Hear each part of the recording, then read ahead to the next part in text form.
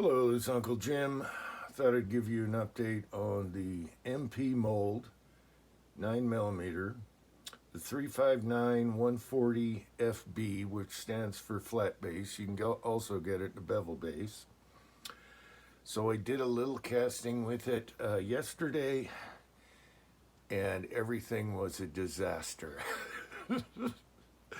It got to the point where I said, you better go inside where you're safe, okay? So I eked out a few bullets anyway, so I can test them and see what size they are and things like that. And then I'll do a dummy round with it. I really like the bullet profile, and I love the Lee style handle on here for the 8-cavity mold. This is an 8-cavity, and man, you can spit them out quick. And so being that you have the handle, you can drop the sprue while it's hot right back in the pot, and you're just smoking fast. However, had a job delay. Everything went bad. So I heat cycled it a few times on the burner and, made sure when it was heated, the sprue was right and everything. And I just used non-chlorinated brake cleaner to clean it. I just shot it real quick. So I think the first couple had wrinkles. And after that, boom, it was just super easy. It opens up just like a 6-cavity here. And so I didn't feel any more resistance between 8 and 6. And I love this design because it's super easy. You don't have a mess. The sprue just goes right back in the pot. All right. So first thing that happened, after I'm going for a little bit, they provide you with this Lee handle to open your sprue plate. All right. First thing that happened, the handle pulled off. And I'm like, son of a bitch, and it's hot. And I'm trying to tap it on without hurting the mold. You don't want to beat on it. So the handle comes off, and I'm like, son of a bitch.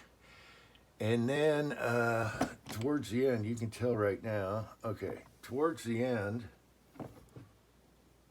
the bolt came loose. It's got a lock right here. The bolt came loose. And so I'm looking at the bases of the bullets when I'm, casting. And all of a sudden, obviously, I got this because the sprue came loose. It was at that point I said, enough, just walk away. But I wasn't done yet. So anyway, I'm quenching them in the snow. I wanted them a little harder. And this is just pure wheel weights. And I just get a bucket of snow and bring it in there and quench them in the snow. And after that, I rinsed them off and I dropped the bullets all over the cement floor. So that was a nightmare. And you don't want any lint or bits on your bullets when you go to powder coat. So I turn the oven on and I shake up some Ford Light Blue in them, and they weren't turning out right. Something wasn't right. I haven't had this ugly of a powder coat in quite some time. And so I had that problem. Then I forgot to check the time when I put them in the oven. So I just had to kind of guess what 20 minutes was. And what else? So to cool them off, I just took the pan out in the snow and set the pan in the snow. And they came out hard. According to the thumbnail test, they came out hard. So that's what it looks like. Probably the ugliest powder coat I've done in a long time. But it's enough to test a few of these, okay? So let's see, that one's got the nipple on it from the thing coming loose. So anyway, I'll go back to that and do all that. I was going to do Ricky's 6-shooter Texans mold at the same time, but I had enough at that point. All right, and it was cold and wet in the garage. So I love the mold. The mold works awesome. I just have to figure out why this backed out on me. Putting this on was easy. It's just like a Lee, and it's so much better than banging on your sprue plate with 8 bullets in there. Wow, it worked great. I don't know about a bigger caliber innate cavity, but 9, they just opened up like a leak. You know, just warm up the mold and go to town. So that was good, but it was just one of those days. So, okay, so they came out, this is called the 359, so 359 diameter for 38 9mm, and they say it's fine sizing them down to 9. And they're right. I just sized 10 of them right here without any lube, and they're not cupping at the bottom. And so I sized these down. I started at 357 with the old Lee sizer, and then now I just went to the new Lee sizer in 356. So what is that? 6 thousandths. Okay, and doing them dry 6,000 works fine. So I might lube just lightly. You know, I just take a bag and I smear a little bit of unique case lube, just one little smear, and then I rub the bullets around on the table, and they're not too greasy. I might do that because they'll size easier, but they're not hard to size at all. Part of it's probably because of the lube groove here. You're not sizing an entire thing, okay? All right, so I'm gonna size these. Oh, what else? Okay, so powder coated, they came out to 362 diameter. I think I said that.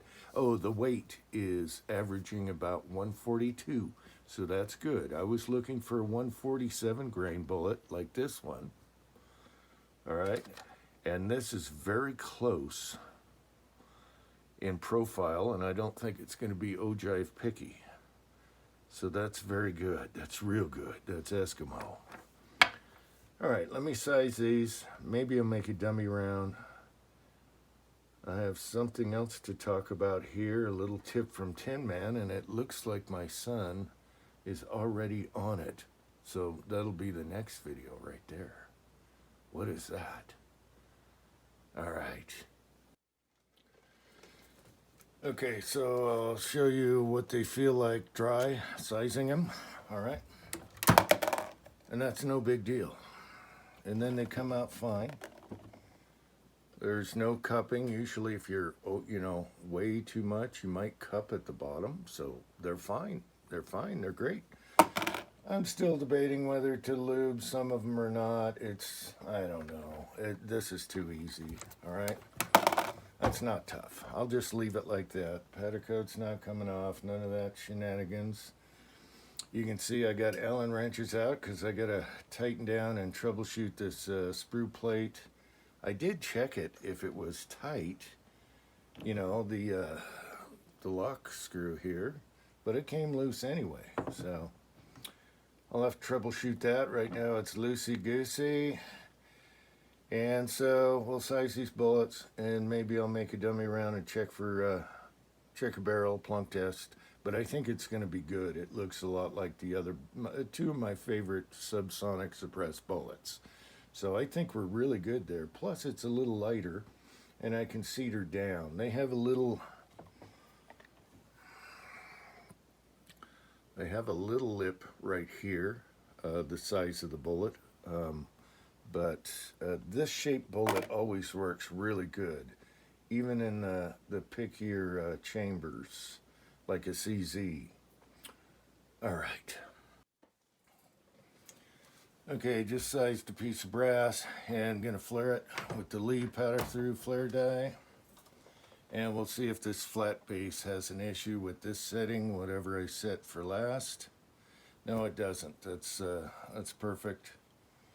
So we're good there. All right. Yeah, that should be good. So this reminds me of a Keith bullet with the lube groove. All right, so I have right now, I have the cone-shaped cedar on the Lee cedar here, and we're going to see if that deforms the bullet or if I have to go to like a flat point. Hopefully not. Let me back that out. Don't remember what last bullet I loaded with it. Okay, so let's seat this guy. And we'll see, this bullet's pretty hard, so we'll see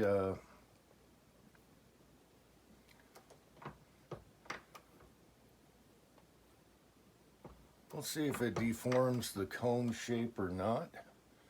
No, it is not. So this cone shape seeder is working just fine. And I'm going to go down to like 1.116 is one of my favorites for the 147 grain with Winchester 231. Looks like I got to go further, but I'm going to measure anyway. All right. 1.116 is one of my go-tos on the 147s that I use. This is 1.154 still. So we'll go down a little further here.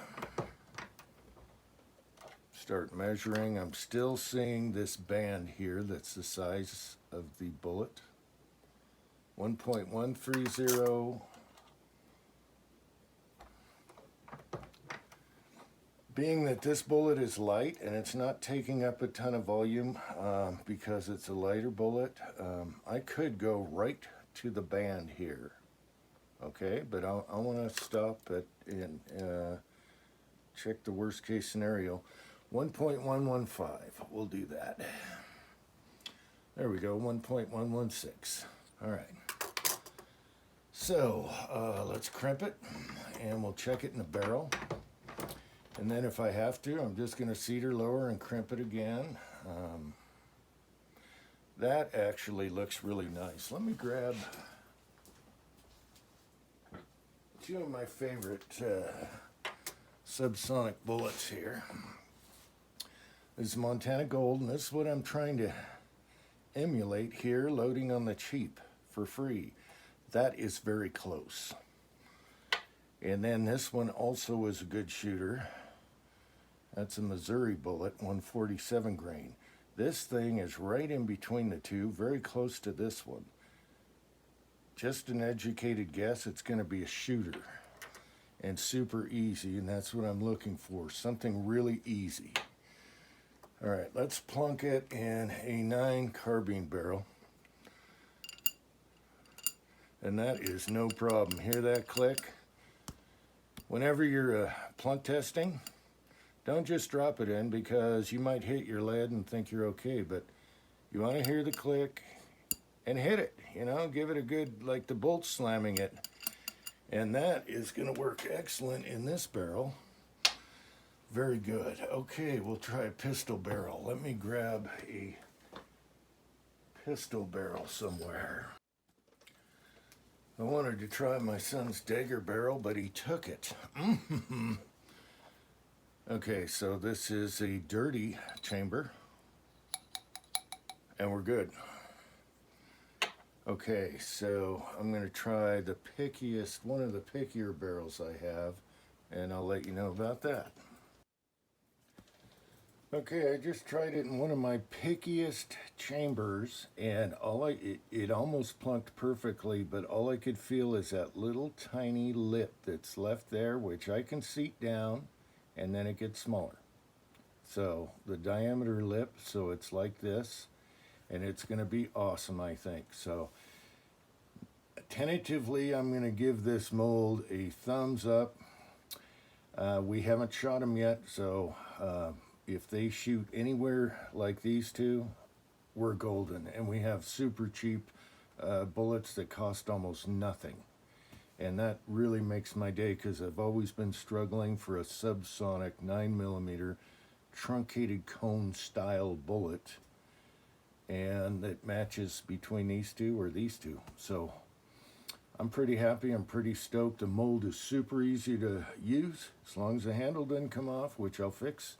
And the bolt doesn't come loose on the sprue plate, which I'll fix. And we'll be good to go. I'll just wait for a better day where the gremlins have gone. All right. So Next video is going to be about these. What are these? Tin Man gave me a tip, and my son's already on it. So, all right. Thanks for watching.